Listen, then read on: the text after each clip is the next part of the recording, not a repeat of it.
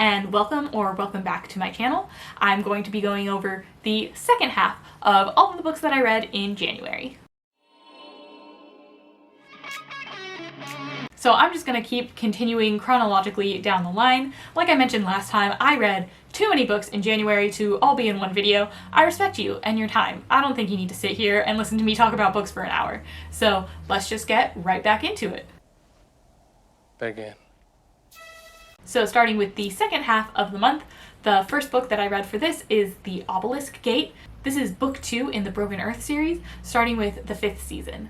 So I really enjoyed these books. I dual read them on audio and also with the physical copies that I owned, and I really like this series. I might, it's a hard one. I think I probably like the first one best just because I'm a sucker for world building and first books tend to set up a lot more of that. But honestly, all of the entries in this are just so good and so unique and really expand the world in different ways, and the magic system and everything too. So I think this was really well done.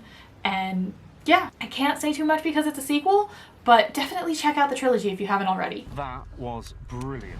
Then I read Jesus and John Wayne. This is a non-fiction. This is tracking a lot of the evangelical church in America over the last several decades, kind of starting around John Wayne's era, going through different presidents like Ronald Reagan, and all the way up to how could we have a president like Trump that so many evangelicals are behind.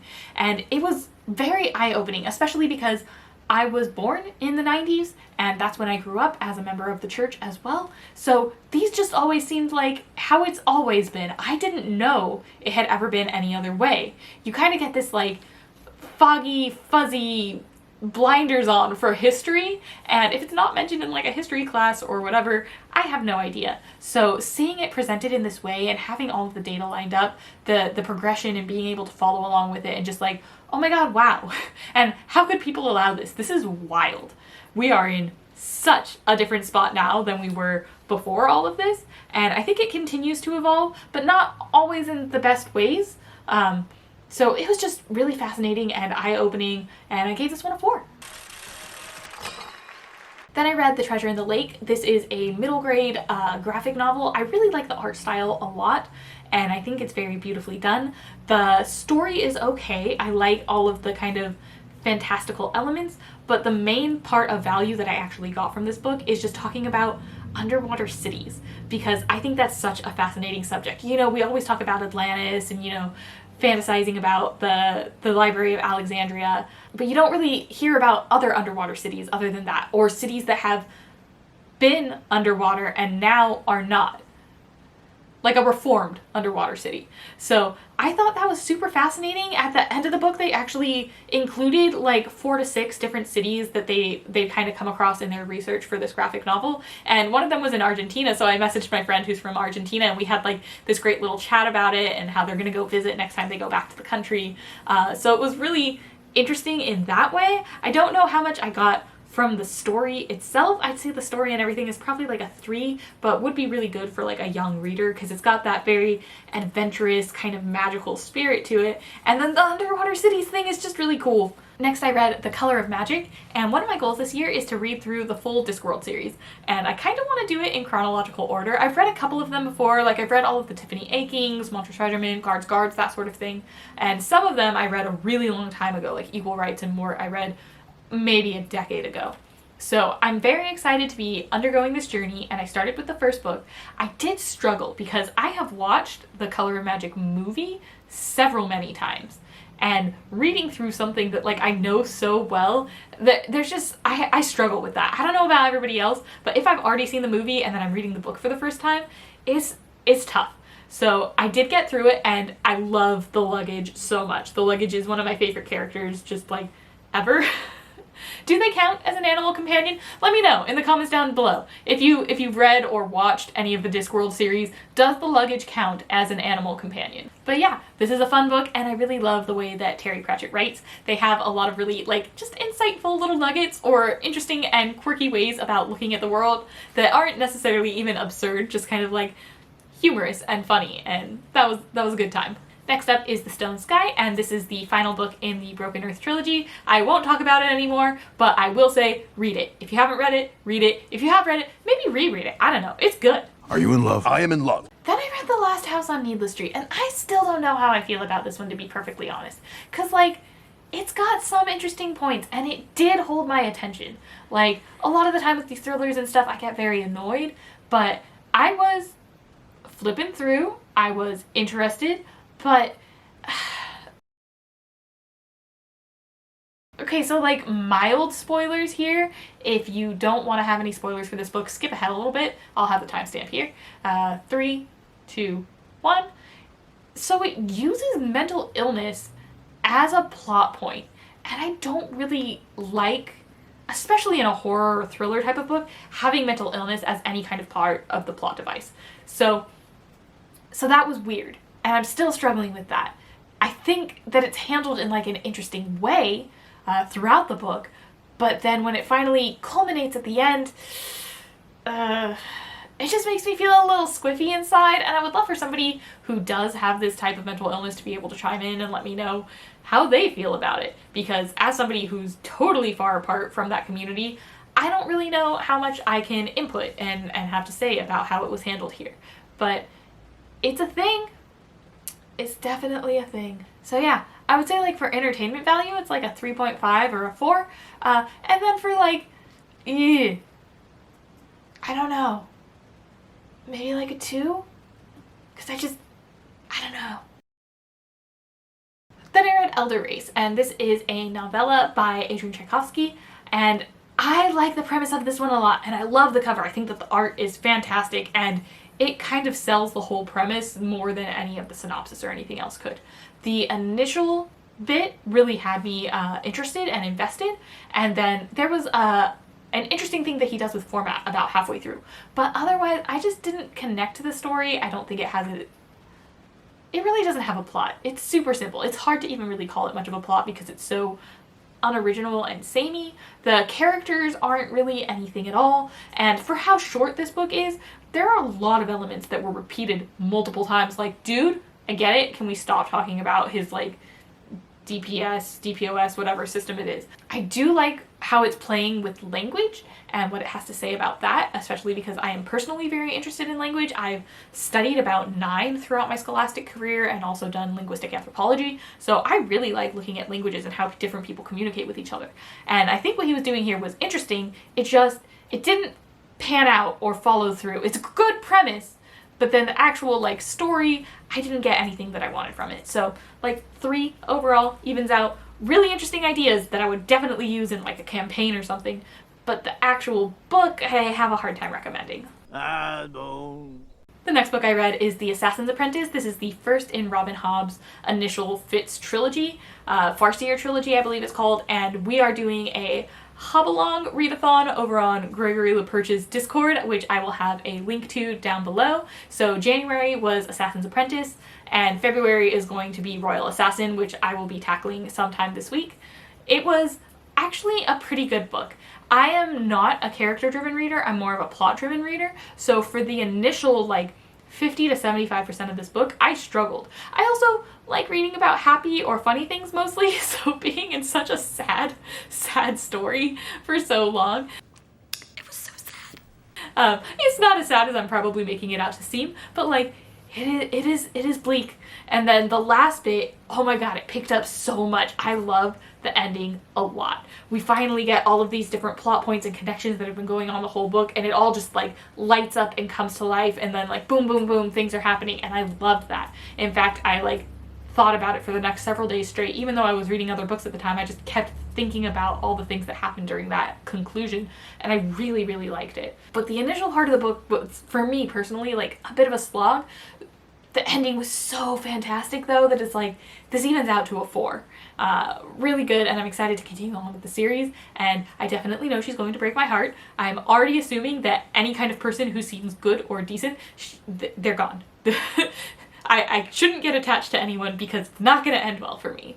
But yeah, come join us if you're interested, or even if you want to reread. We have a couple of people doing that too. Then I read The Alloy of Law, and this was the first book in the Mistborn Era 2 series. I read all of Mistborn Era 1 for the first time in December, and then in January and February I was doing Mistborn Era 2. So I really, really like Brandon Sanderson's writing. I think that he's fantastic at building plots and magic systems and worlds that I'm interested in reading. The second series didn't quite hit as hard for me as the first series, but also it has a lot more humor and enjoyment, and I like the characters in Era 2 a lot more than the characters in Era 1. And because the series hasn't been finished up yet and like neatly tied and all of that, I don't know, maybe the setup and payoff is going to be just as good here. I just haven't seen how it all plays out yet. But the first book, Alloy of Law, I did enjoy it. I didn't quite get like super into it and invested. I didn't love the characters as much as I came to in book 2, but I really thought that it set up an interesting premise. I liked what was going on with the like antagonist plot, and yeah, good things, good times. And then I read The Woman They Could Not Silence. This is a nonfiction read, and it is infuriating. I was just sitting there stewing, getting so mad. Flames on the side of my face. Like, my husband would say something to me and it's like, no, don't talk to me right now. I'm so mad at men. Just all men. This sucks.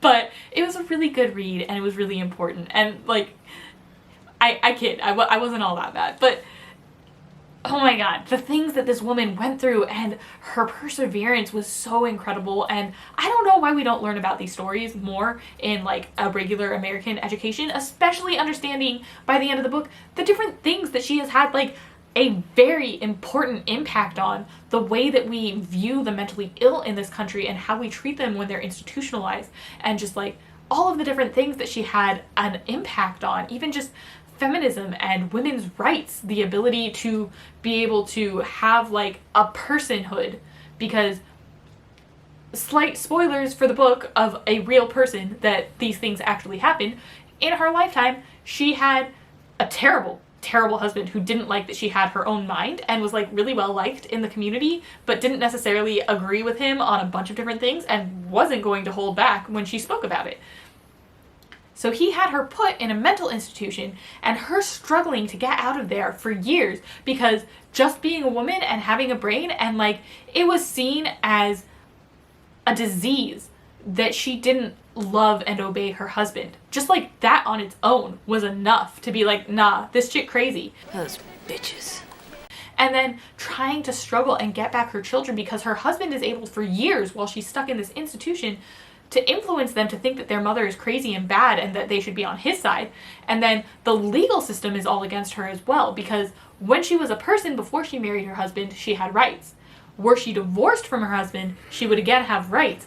But as a married woman, she becomes part of him, therefore he has rights, and she kind of like lost all of hers. And so going through all of the different legal processes and the influence she had on them, the impact, I don't know, this was a fantastic read, and I think that everybody should be educated on this topic and on her life. We need to learn about more than just white men in this country. And she was not only very impactful, but her story has ramifications about talking about how our country started and where we're still struggling. Good read, pick it up. But be prepared to get really mad. Makes me sick. Then I read The Shadows of Self. This is the second book in the Mistborn Era 2, and I really enjoyed this one, especially Wayne and all of his hats. It's so much fun. Again, I can't say that much because it's a sequel, but suffice to say, I really enjoyed my time with this book, and there's a lot of silly quotable moments. I think there's some stuff with nuts in this one as well, and I had a good time. I laughed, I quoted it, I said things out loud, I wrote them down. It was really good fun. 5 stars. Easy 5 stars. Then I read Comfort Me with Apples, and this is a short story. I did have the like twist already ruined for me. I think that if I had gone in blind, I would have enjoyed it a lot more. But even so, I did really enjoy it. It's got that like wrong lurking type of feeling where everything's very like, oh no, is this like a Stepford wife situation? What's going on? What's creeping? What's in the basement? I don't like this.